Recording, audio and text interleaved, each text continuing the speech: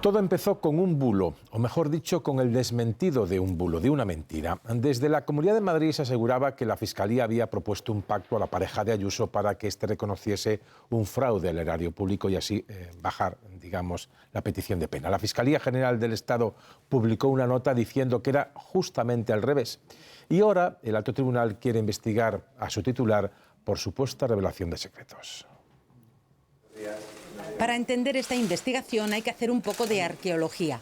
En marzo, el diario.es hace público un supuesto fraude a Hacienda del novio de Ayuso, Alberto González Amador, de 350.000 euros. Al día siguiente, El Mundo y otros medios aseguran que la Fiscalía le ha propuesto un pacto. Y el jefe de gabinete de Ayuso lo cuenta así también en redes sociales, hablando de un acuerdo que la Fiscalía ha ofrecido por mail y que órdenes de arriba lo han parado para obligar a ir a juicio. Y también ese mismo día salen a la luz los correos entre el abogado de González Amador y el fiscal provincial, en los que la pareja de Ayuso reconoce los hechos y pide alcanzar un acuerdo antes de ir a juicio. Un particular cuya inspección fiscal no sé qué hace dando vueltas por todos los medios de comunicación. El 14 de marzo la Fiscalía de Madrid envía una nota de prensa en la que explica cronológicamente lo sucedido para desmentir el bulo. García Ortiz se hace responsable de esa nota y en mayo explica su postura aquí en la noche. No podemos consentir que se dé una información falsa, sabiendo nosotros que esa información es falsa. Ayuso deja claro durante esos días cuál es su tesis. Manipulación de una inspección de Hacienda que solamente se ha orquestado para hacerme daño a mí. Intentar hacer una tinta de calamar e, insisto, utilizar todos los poderes del Estado contra un particular para intentar hacer daño político a un adversario, algo que me parece chavista y gravísimo. Le agradezco mucho a Pedro Sánchez su intención de destruirme lo personal para tapar la corrupción de su gobierno y de esta ley de amnistía. La investigación a García Ortiz y a los otros dos fiscales trata de averiguar si tuvieron algo que ver con la filtración de los correos, previa a la nota de prensa. Fiscalía dice que a esa cuenta de correo tenían acceso desde el 2 de febrero al menos una veintena de personas y que algunos medios hicieron públicos esos mensajes del abogado de González Amador varias horas antes de que la Fiscalía emitiese su nota. El Supremo cree que se ha vulnerado la presunción de inocencia del novio de Ayuso porque está en una investigación abierta. Pues nos acompaña Álvaro García Ortiz, fiscal general del Estado. Buenas noches, gracias por estar en la televisión pública. Buenas noches. Lo primero es una duda. ¿Usted está investigado, está imputado o hay una investigación? No estoy ni investigado ni estoy imputado. Lo que dice el auto, lo que viene a decir el auto, es que el Tribunal Supremo es el único competente para realizar una investigación de unos correos que podría haber filtrado el fiscal general del Estado. Es el único competente para investigar si el fiscal general del Estado ha filtrado o no esos correos. O sea que no está investigado / imputado. Lo digo porque muchos medios han titulado ya desde la mañana con que usted está imputado. Pues no estamos ahí. ¿Le ha sorprendido en todo caso la decisión del Alto Tribunal, que además es por unanimidad? Bueno, es muy difícil a una persona que está en ese foco del huracán preguntarle cuáles son sus impresiones.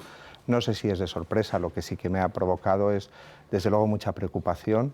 Me ha hecho reflexionar a mi equipo y nos ha llevado en esa reflexión a adoptar una serie de medidas y a tomar algunas decisiones. O sea, no es una decisión solo suya, sino de su equipo. Bueno, el fiscal general del Estado, como bien he dicho y como ocurre con la nota, asume y asumo en primera persona todas las decisiones que tomo, evidentemente, pero yo soy una persona muy bien asesorada por un equipo muy competente de fiscales y también de no fiscales que ayudan o arropan las decisiones del fiscal general del Estado. ¿Ha decidido seguir después de esta declaración de investigación? Vamos a ver si va para adelante o no. Incluso aunque usted tenga la convicción y esté seguro, cierto, de que incluso hay una persecución, que usted es inocente, que no hay materia legal ninguna contra usted, ¿no ha dudado de si a la figura del fiscal general del Estado le puede restar un poco de autoritas el hecho de estar en el objeto de una investigación? Bueno, esa es la ponderación que he tenido que hacer, evidentemente. Esa es la reflexión más importante que tiene que hacer un responsable de una institución como es la Fiscalía. ¿Favorece o perjudica a la propia institución que el fiscal general del Estado esté o se quede? Yo he hecho esa reflexión de una manera muy profunda, pensando tanto en la institución como en mis compañeros, como los fiscales que cada día tienen que ir a juicio y tienen que enfrentarse a delincuentes o a estrategias de defensa en las que parte puede ser degradar a la Fiscalía a través de la figura del fiscal general del Estado. Y ha llegado a la conclusión que es mejor quedarse en este momento. Evidentemente, pero además lo he llegado con absoluta convicción, pensando que es lo mejor a medio y largo plazo para la Fiscalía. Al fiscal general de Estado lo nombra el presidente del Gobierno. ¿Entiende que esto puede dar munición a la oposición contra el Gobierno? Aunque no puede cesarlo, si el presidente del Gobierno le pide que dé un paso atrás si continúa en esta línea de investigación y acaba, por ejemplo, imputado, ¿usted lo haría? Bueno, yo no me gusta hacer política ficción, jurídico ficción, jamás en mi vida. Yo creo que hay que ponderar las circunstancias que rodean cualquier decisión de tal trascendencia. Yo creo que quizá nos falta mucha didáctica para explicar en este país por qué la legitimidad del fiscal general del Estado, nombrado por el Gobierno por un mandato constitucional, se puede poner en duda o se puede criticar la trayectoria del fiscal general, pero no debe contaminar ni al propio fiscal general del Estado. Como tuviera una mácula ya de inicio, no debe ser así, es un mandato constitucional y si no nos gusta, pues lo cambiamos, o cambiamos el entorno o ponemos una serie de requisitos para impedir o de alguna manera que el poder que tiene el fiscal general del Estado sea menor. Yo creo que ningún fiscal general del Estado que haya existido se opondría o se ha opuesto a eso. Pero yo creo que sí debemos pensar que porque una figura constitucional legitimada nada menos a través del nombramiento del Gobierno, que tiene un sentido también en lo que supone el ejercicio o el desarrollo de una determinada política criminal o unos valores por parte del Ejecutivo que legítimamente ha llegado al poder, nos lo creemos tampoco. Y hablo también de fiscales generales que han sido designados por gobiernos de otro color político. Es evidente, yo creo que es un mal que hemos sufrido, padecido y que no hemos sabido explicar bien. Le preguntaba antes si el presidente del Gobierno, en un futurible, según avancen las investigaciones, pueda decirle, oye, mejor dejar un paso al lado porque ya la imputación es inminente. Y dije, bueno, eso lo veremos en el futuro. Pero lo que sí le puede preguntar es por mañana. Mañana se reúne la Junta de Fiscales. Si sus compañeros de carrera, la Junta de Fiscales, le deciden, Álvaro, es de momento con esta investigación, dejarlo, ¿usted qué haría? Bueno, primero hay que decir que no se reúne la Junta de Fiscales. He convocado a la Junta de Fiscales de Sala. Y también hay que decir una cosa, no son compañeros. Yo soy el fiscal general del Estado de este país y la Junta de Fiscales de Sala, con todos los respetos, es el órgano de asesoramiento del fiscal general del Estado.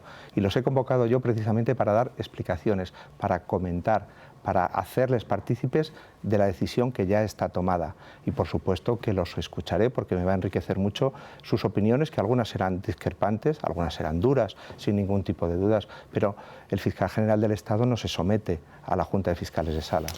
Vamos con el fondo de la cuestión, de lo que ha derivado en esto. Todo arranca con una nota publicada, usted además lo confirmó aquí, en la noche en 24 horas al año pasado, para corregir, en su opinión, una mentira, un bulo difundido por la Comunidad de Madrid, en la que salía en defensa de la pareja de la presidenta de la Comunidad de Madrid, Díaz Ayuso. ¿Esto es así? Digamos, ¿todo tiene que ver con el desmentido de una mentira o hay algo más? Vamos a ver, primero yo quiero situar también de alguna manera el entorno de mis respuestas. Yo ahora mismo estoy sometido dentro de una causa que lleva el Tribunal Supremo. A mí me encantaría poder venir aquí y deshacer el nudo de todos los hechos que han ocurrido, pero yo creo que el respeto inmenso que tengo al difícil trabajo que hacen los magistrados del Tribunal Supremo, entiendo que no es el lugar, un plató de televisión, para que yo manifieste o argumente o contraargumente determinadas cuestiones de naturaleza procesal o sustantiva que me atañen.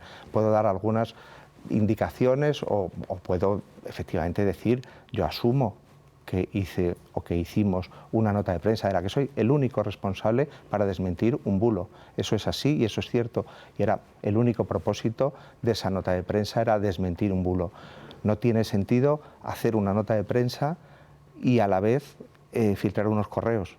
no tiene sentido. Si va a haber una nota oficial en la que vas a explicar tú porque crees que es tu obligación y porque crees que los ciudadanos tienen derecho a una información veraz, hacer una nota de prensa es suficiente. Yo creo que bastante hicimos. ¿Es habitual que un fiscal saque una nota de prensa para desmentir un bulo? Si hubiese visto lo que se ha montado, ¿haría la nota de otra forma o no haría una nota? Bueno, yo creo que volvería a hacer esa nota de prensa. Sería un necio si dijera que si supiera lo que iba a pasar haría la misma nota. Sería un necio porque es cierto que la repercusión ha sido indeseable en función de lo que buscaba al realizar esa nota de prensa. Por lo tanto, yo creo que no la volvería a hacer de la misma manera, pero si estuviera en las mismas circunstancias seguro que lo hubiera repetido, porque yo creo que la nota de prensa era necesaria. Había una información que no era cierta, había una información que involucraba a la Fiscalía, mejor dicho, a dos fiscales concretamente, que comprometía lo que la labor de la Fiscalía era, que además decía posteriormente que el fiscal general del Estado o desde arriba se había impedido realizar una determinada acción, todo eso absolutamente falso, y yo creo que era imprescindible una respuesta institucional desmintiendo todo eso, sobre todo cuando pertenece a tu ámbito y conoces lo que ha pasado perfectamente. No los cargos, pero el motivo de la investigación del Supremo es la revelación de secretos. Pero no por la nota. De hecho, es tajante en ese sentido. De la nota no se hizo ninguna revelación de secretos porque se conocían ya. Aunque, curiosamente, llama la atención que el motivo de la denuncia sí es la nota pública. Se refiere a la filtración de unos correos. ¿Usted filtró alguno de esos correos? Bueno, ni yo ni mi entorno filtramos ningún correo, es evidente. Esa es una razón por la que el fiscal general del Estado no debe dimitir. Si se le pone en el brete de decir si ha hecho o no ha hecho una acción y no la ha realizado, no debe dimitir. En cambio, yo sí me he hecho responsable del contenido de esa nota de prensa. Y como me he hecho responsable del contenido de esa nota de prensa, es diferente una imputación a otra de filtrar unos correos. Como usted comprenderá, el fiscal general del Estado no se dedica a filtrar correos por la noche. Pero como el motivo ya no es la nota, sino la filtración de correos, ¿era usted el único poseedor de esos correos? Bueno, evidentemente no. Es que es una evidencia. Por eso sé que tengo que contestar a la pregunta, pero evidentemente no. Esos correos se poseen por el entorno del investigado en ese caso, de la persona y de su abogado, evidentemente, desde el inicio de la causa, ese ámbito, y yo no sé qué pueden haber hecho o no con esos correos, ni quiero insinuar que lo hayan hecho eso, pero es evidente que ellos conocen el contenido de los correos, que algún medio de comunicación también conoce el contenido de esos correos, porque revela ese contenido y por eso se contesta. Yo no tengo conocimiento de esos correos hasta que no hay una alarma porque un medio de comunicación está hablando de unos correos que están dando una información que yo no sé si es verdadera o falsa hasta que pido los correos y me llegan los correos. Hasta ese momento yo desconozco la existencia de los correos. Pero en ese tránsito, y le contesto directamente a la pregunta, naturalmente en una institución como es la Fiscalía ha habido muchas personas que han podido conocer el contenido de esos correos y después más todavía. O sea que la investigación irá para todos los que tuvieron acceso a ese correo.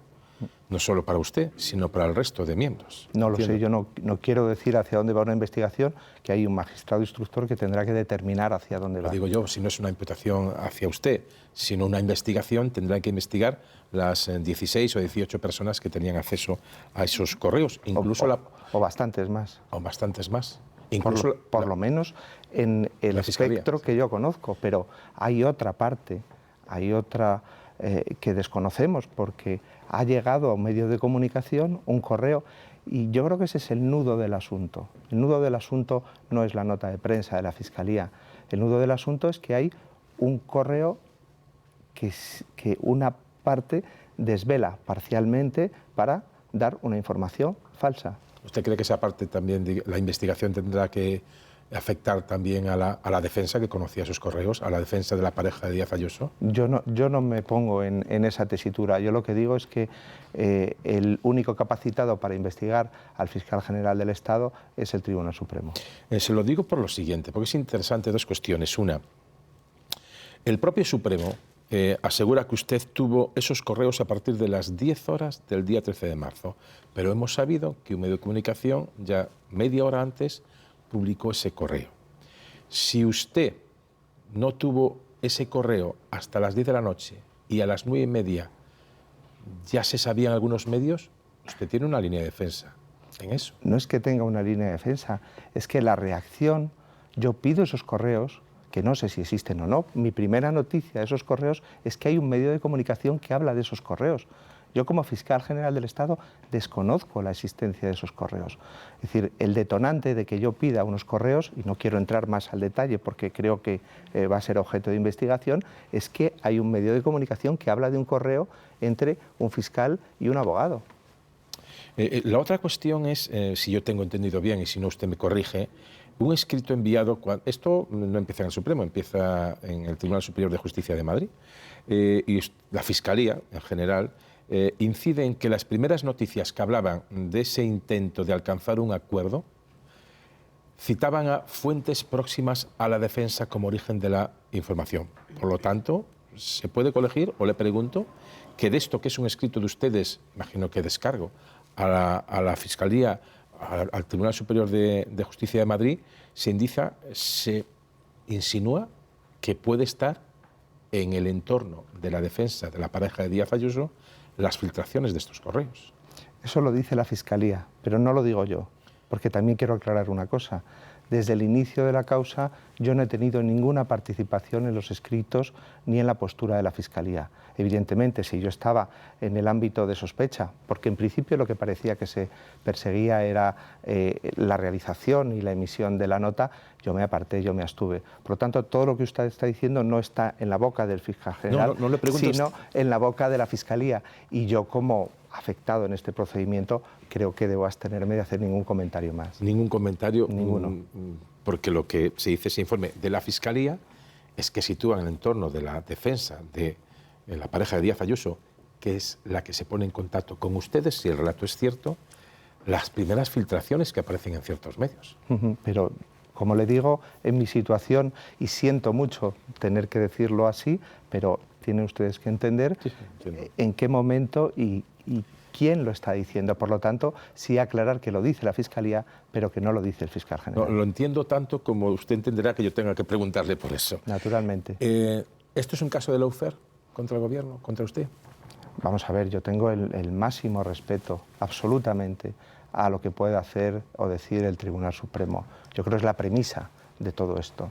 Quienes defendemos las instituciones, quienes encarnamos además las instituciones, quienes pensamos que el recto y regular funcionamiento de las instituciones es la base del Estado de Derecho, no podemos decir otra cosa.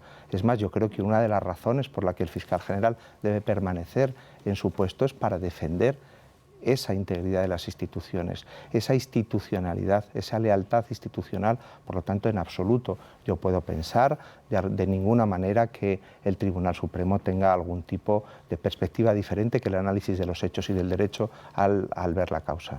Lo digo porque todos los medios era interpretable, era, digamos, evidente que si salía esto, los titulares eran los que le estoy comentando. Usted dijo hace un momento, en el principio de la entrevista, que entiende que su figura ha sido cuestionada habitualmente, sobre todo cuando llegó usted. ¿Usted se siente que de alguna manera está perseguido por cuestiones político-judiciales por haber defendido, por ejemplo, a Dolores Delgado? Bueno, yo creo que cualquier fiscal general del Estado, como muy bien ha dicho antes, es puesto en entredicho por que viene designado por un gobierno que nace de las urnas o de una moción de censura, como fue en el caso anterior. Yo creo que de alguna manera no se respetaron ni los 50, ni los 100, ni los 20 días, porque yo ya fui portada de otro medio de comunicación con una información falsa de haber participado en una reunión con un banquero de Andorra, y a partir de ahí todo ha sucedido de esta manera. Persecución, bueno, creo que la responsabilidad del cargo debe soportar esas persecuciones. Y a lo mejor me extiendo un poco, pero quiero decir la razón.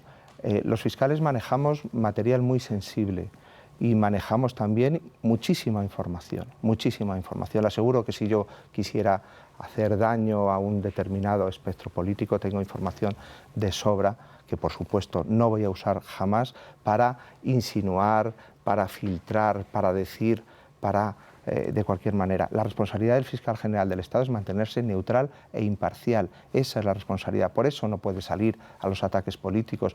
Por eso es muy sencillo que sea objeto de ataques por parte de diferentes sectores, medios, políticos, lo que sea. Y la sensación es de un poco de indefensión, porque si sales a esos ataques pierdes la neutralidad y la imparcialidad y no debes hacerlo. ¿Usted se siente indefenso?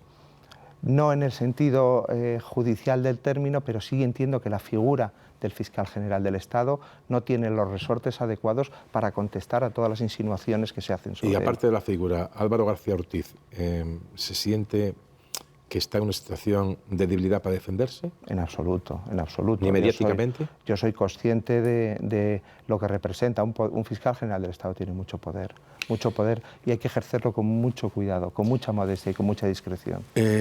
Leyendo también el auto o la resolución del alto tribunal, ¿le sorprende que haya sido por unanimidad? No, yo creo que yo no puedo hacer una crítica de ese auto, el auto es el que es y a partir de ahí ni me sorprende ni me deja de sorprender. Digo porque leyendo la resolución se dice que se pueden haber vulnerado el derecho de defensa de la pareja de Díaz Ayuso. ¿Esto da argumentos a la pareja de Díaz Ayuso y su defensa para pedir el archivo? Es decir, que han sido vulnerados o afectados su derecho de defensa. Digo literalmente lo que pone el auto del alto tribunal. Bueno, yo creo que discrepo de esa interpretación, naturalmente, y creo que es sencillo explicarlo, e incluso yo creo que lo he explicado ya alguna vez, por eso me permito volver a explicarlo, porque no estoy introduciendo ningún hecho nuevo. Vamos a ver, la conformidad es un beneficio para el reo, ese es el presupuesto como tenemos que ver una conformidad. Luego, lo que ocurre cuando alguien se conforma es que acepta un beneficio. Por lo tanto, no sé qué perjuicio tiene que haya un beneficio, no lo acabo de entender. Y por otro lado, y eso creo que debemos poner en valor el trabajo de los jueces y el trabajo de los fiscales. En nuestros tribunales, todos los días, a cientos, a miles, el 70 o el 60 y muchos % de las sentencias en este país son sentencias de conformidad, se aplazan juicios anunciando conformidades. Se hacen conformidades delante de los jueces que luego no se llevan a cabo y se celebra el juicio. Y somos muy profesionales. Solo se examina lo que se ve en juicio y lo que se puede probar en juicio. Y dudar de eso, no se puede dudar. Los jueces y los fiscales tenemos un material probatorio que llevamos al juicio y la profesionalidad de los jueces es intachable a la hora de valorarlo. Una última pregunta por mi parte, luego ya le preguntarán los miembros de la mesa de análisis. Una curiosidad de alguien que es absolutamente no lego, sino lo siguiente en materia judicial. Esto se está, digamos, organizando esta investigación, vamos a ver en qué queda, por una filtración. ¿Se investigan con tanto ímpetu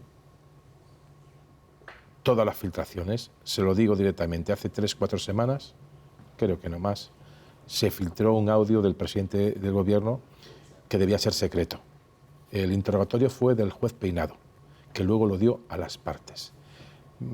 ¿Ha tenido usted noticia de alguna investigación para esa filtración del juez Peinado?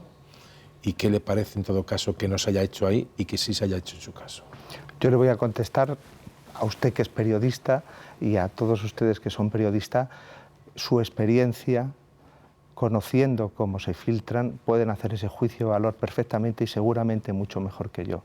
Si de todas las filtraciones que han recibido ustedes en su carrera profesional se ha abierto una investigación judicial o no. Hemos llegado aquí por otro camino, también hay que decirlo. Y no está mal que se investigue, si me parece muy bien. Para mí las filtraciones son indeseables, son un cáncer que impide que la justicia se desarrolle con normalidad. Pero evidentemente no se investigan todas. Las filtraciones dentro de los procesos judiciales y también dentro de las instituciones. Son un cáncer. Pero a usted no le sorprende que en su caso sí se investigue y en el caso del juez que investiga a la mujer del presidente del gobierno no se investigue. Yo creo que la palabra no sería sorpresa.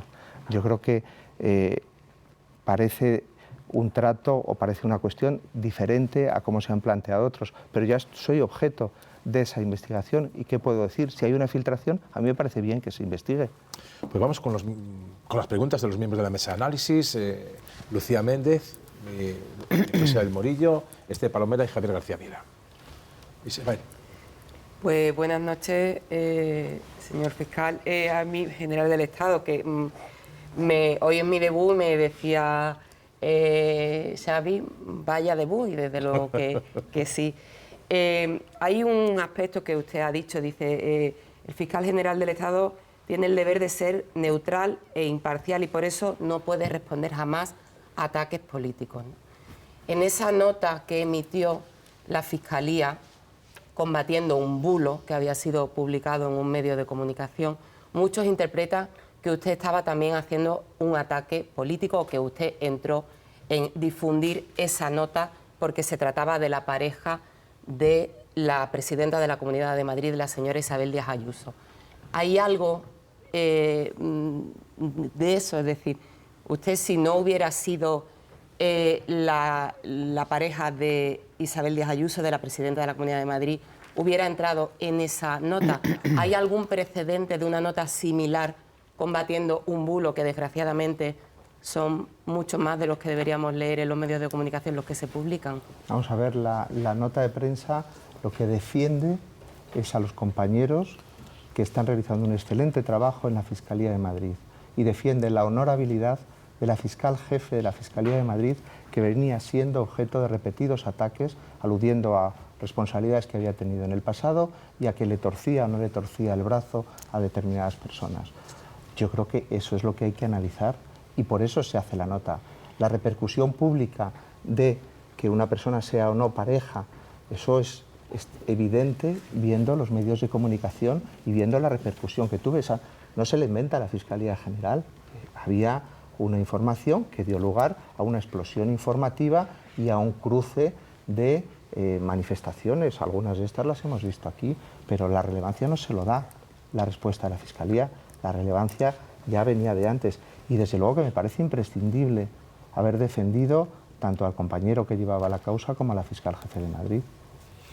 Lucía. Sí, buenas noches, señor fiscal. Seguro que cuando usted aceptó el puesto ya sabía que es un puesto que no es ciertamente muy fácil. En la historia de los últimos 40 años creo que hay muchos casos en los que el fiscal ha estado, bueno, prácticamente casi siempre, ¿no?, bajo el fuego político. Bueno, todo el mundo creíamos, desde nuestra posición de legos, claro, que usted iba a ser investigado por una nota de prensa. Y hoy el Tribunal Supremo ha dicho que no, que esa nota de prensa no es objeto de investigación porque ahí no se violenta ningún derecho ni se violenta ningún secreto, ni se da a conocer ningún secreto, que ya los datos esos ya se conocían. Que lo que se va a investigar son unas filtraciones de los correos concretos que tenía usted y otros cuantos que no sé cuántos son.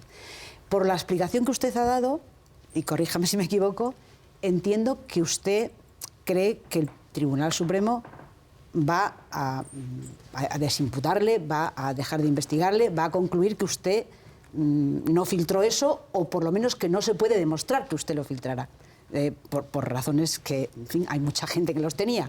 O sea, entiendo que usted cree que va a ser exonerado en esa investigación. Bueno, o usted lo espera o usted tiene el convencimiento de que es así. Yo sé lo que hice. Por lo tanto, tengo muy claro que el resultado de una investigación, sabiendo lo que hice y lo que no hice, para mí solo puede ser uno. Lo que vaya a hacer el Tribunal Supremo, el acopio de pruebas que tenga que tener, o hacia dónde o hasta dónde dirija la investigación, le corresponde, con todo el respeto del mundo, al Tribunal Supremo. Pero yo sé lo que hice, yo no filtré ningún correo. Al hilo de lo que dice Lucía, ¿es habitual si la querella o denuncia, no es el término exacto, que se interpone contra usted, es por un hecho concreto, que es una nota, que la admite a trámite de alguna manera o le da validez, diga, bueno, en esa nota no, que es el objeto de la querella, no se ha producido ningún delito porque los datos ya se conocían, pero voy a hacer otra cosa, voy a investigar por otra cosa? Lo procedimental no sería decirle a la otra parte que busque otra vía de acusación, porque la que ha presentado, que es una nota, no hay delito ninguno. ¿Esto es habitual? Bueno, yo no hablaría de habitualidad o no habitualidad, pero sí es cierto que había alguna de las querellas que se acumulan a la causa que eleva el magistrado si citaba la filtración. Por lo tanto... Esther. Buenas noches. Antes le preguntaba a Xavi si usted creía que el origen de esta causa que ha decidido hoy abrir el Supremo estaba en la difusión de ese bulo. Y yo le pregunto si usted tiene la sensación o la certeza o la sospecha de que esta causa se abre por diferentes choques que ha mantenido la Fiscalía con el Tribunal Supremo, por ejemplo, respecto a la ley del sí es sí, el Tsunami Democratic, la amnistía, la petición de indultos después de la aprobación de la amnistía, o sobre todo con el informe que de forma inminente tiene que emitir la Fiscalía General del Estado respecto a la cuestión de inconstitucionalidad que ha planteado el Tribunal Supremo. Yo creo que no. Yo creo en las instituciones, lo he dicho antes, pero su pregunta me da pie a reivindicar el papel de la Fiscalía, el papel autónomo, como dice la Constitución, independiente, como les gusta decir a otros, de la Fiscalía respecto al Tribunal Supremo o a cualquier juez o magistrado de este país. No podemos entender la Fiscalía con una sensación de no ofrecer a los tribunales alternativas u otras vías que no sean las que al final ellos deciden legítimamente, porque son quien tienes que tomar la decisión. Y yo creo que nadie se debe ni molestar ni inquietar porque desde la Fiscalía se hagan propuestas razonables, fundadas, que luego no coincidan con lo que vaya a decir o deje de decir el Tribunal Supremo. A mí me parece básico que la ciudadanía, que todo el mundo entienda que la Fiscalía es autónoma y tiene derecho a presentar sus propias tesis. Luego esas tesis gustarán más o menos pues, a un magistrado o a la opinión pública o a la crítica política. Están en su derecho absolutamente, pero desde luego yo creo en las instituciones. Luego, una cuestión breve, si me permite. Si al fiscal general del Estado hay que abrirle una causa por la supuesta filtración de un correo electrónico, ¿qué hay que hacer o qué investigación hay que abrir contra un alto cargo de la Comunidad de Madrid, al que estamos leyendo en sus redes sociales desde hace semanas anticipar todas las decisiones judiciales que se están produciendo en este país, ya sea del caso Begoña Gómez, del caso Ábalos o de la causa contra el fiscal general del Estado? ¿Eso tiene alguna tipificación en el derecho español? Bueno, seguramente yo sea la persona menos indicada para contestar a esa pregunta, precisamente por la subjetividad que me provoca a mí haber leído determinadas manifestaciones. Prefiero no contestarla, evidentemente, prefiero no contestarla.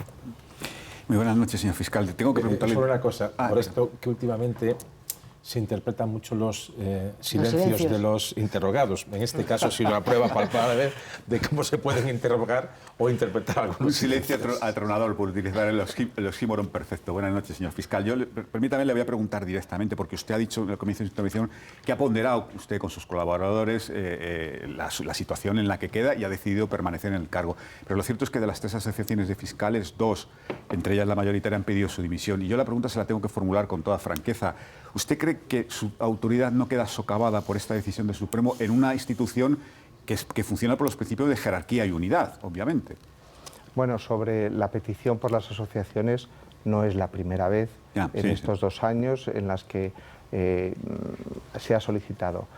Soy yo el que ha ponderado que esta es una situación diferente, con la suficiente importancia y gravedad como para hacer una nota, venir a un medio de comunicación público a contar, a explicar a la opinión pública lo que pasa y convocar la Junta de Fiscales de Sala mañana a primera hora y el Consejo Fiscal después. Es decir, que soy perfectamente consciente de esta repercusión.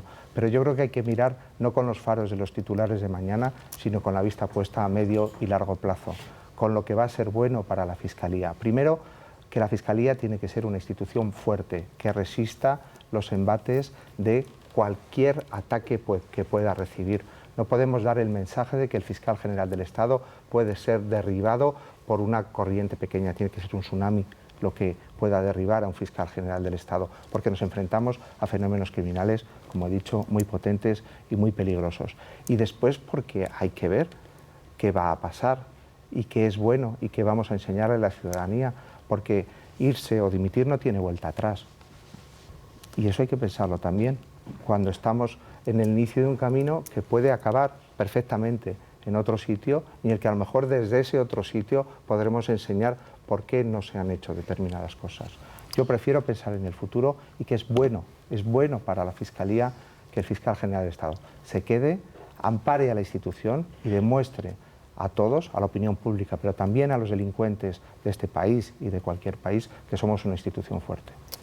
Pues yo le quiero agradecer, fiscal general del Estado Álvaro García Ortiz, que haya dado la cara y que haya elegido la televisión pública.